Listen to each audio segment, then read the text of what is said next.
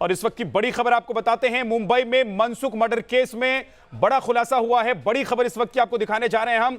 NIA court ने पूर्व encounter specialist और अब नेता बने प्रदीप शर्मा को 28 जून तक एनआईए की कस्टडी में भेज दिया है। आज सुबह प्रदीप शर्मा को गिरफ्तार किया गया। प्रदीप शर्मा की एनआईए कोर्ट उन्हें ले जाया गया। आज सुबह एनआईए में मुंबई के अंधेरी में प्रदीप शर्मा के घर पर 4 घंटे की रेड की थी। मनसुख मर्डर केस में प्रदीप शर्मा को गिरफ्तार किया गया है।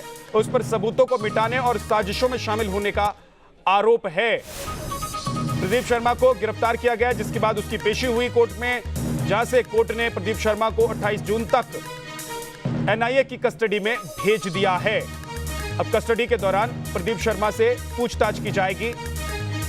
विकास श्रीवास्तव हमारे साथ जुड़ गए हैं। विकास, क्या कुछ जानकारी अभी तक प्रदीप शर्मा के बारे में पता चली है पुलिस को, एनआईए को? देखिए, आज एक महत्वपूर्ण दावा जब प्रदीप शर्मा की पेशी अदालत में हुई तब एनआईए ने किया है और एनआईए ने ये कहा है कि इस मामले में जो पहले गिरफ्तार किए गए 2 आरोपी हैं, उन्होंने अपना गुनाह कबूल कर लिया और उन्होंने ये भी कहा है कि उन्होंने मनसुख हिरण की हत्या जो है वो प्रदीप शर्मा और सचिन वजे के कहने पर की है।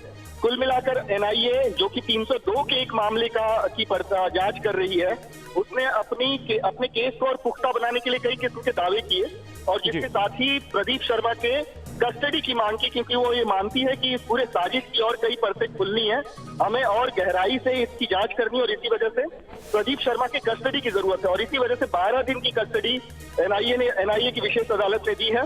28 जून तक अब प्रदीप शर्मा एनआईए की कस्टडी में रहेंगे, जहां पर इस मामले में पहले से ही गिरफ्तार हो चुके आरोपियों के साथ उनका कोरोबोरेशन करवाया जाएगा, मतलब आमने सामने बैठाकर पूछताछ करवाई जाएगी। तब जाकर ये पता चल पाएगा कि आखिर मनसुख हिरण की हत्या किन कारणों से की गई, किस वजह से उनको रास्ते से हटाया गया और इस साजिश में और कौन कौन लोग शामिल थे। जी, बहुत बहुत शुक्रिया इस पूरी जानकारी के लिए विकास आपका। कैसे प्रदीप तक जांच की आज पहुंची, सुबह से मुंबई में क्या हलचल रही, आपको दिखाते हैं एक खास रिपोर्ट। करीब 35 सालों की पुलिस की सेवा और 100 से ज़्यादा एनकाउंटर, लेकिन अब वो एनकाउंटर स्पेशलिस्ट एनआईए के शिकंजे में है। अब से थोड़ी देर पहले एनआईए की इसी विशेष अदालत में प्रदीप शर्मा की पेशी हुई है, जहां पर एनआईए जो है उनकी कस्टडी की मांग करेगा और अदालत के सामने ये बातें रखेगा कि किस तरीके से मनसुख हिरण मर्डर केस में प्रदीप शर्मा की संलिप्तता थी। एनआईए का ये दावा है कि इस पूरी साजिश में न सिर्फ शर्मा शामिल ही थे, बल्कि सबूत मिटाने में भी उनकी एक अहम भूमिका थी और शर्मा के जो करीबी लोग थे उन्होंने इस साजिश में दरअसल एक महत्वपूर्ण किरदार निभाया है और ये सब कुछ शर्मा के आदेश पर हुआ है और इसी वजह से एनआईए ने अब उन पर शिकंजा कस दिया, उनकी गिरफ्तारी हुई है।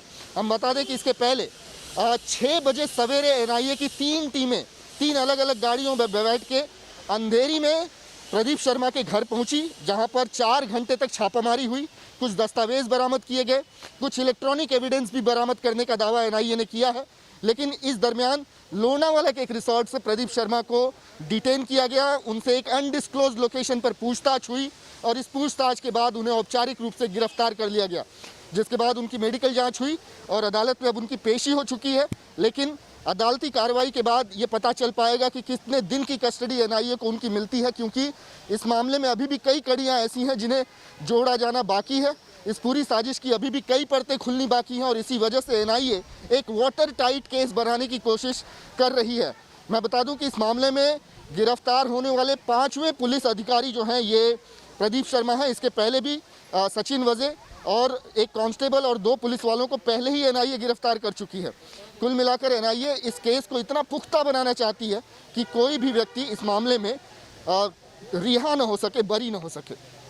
वीडियो जर्नलिस्ट राजेश मालकर के साथ विकास श्रीवास्तव, न्यूज़ नेशन, मुंबई।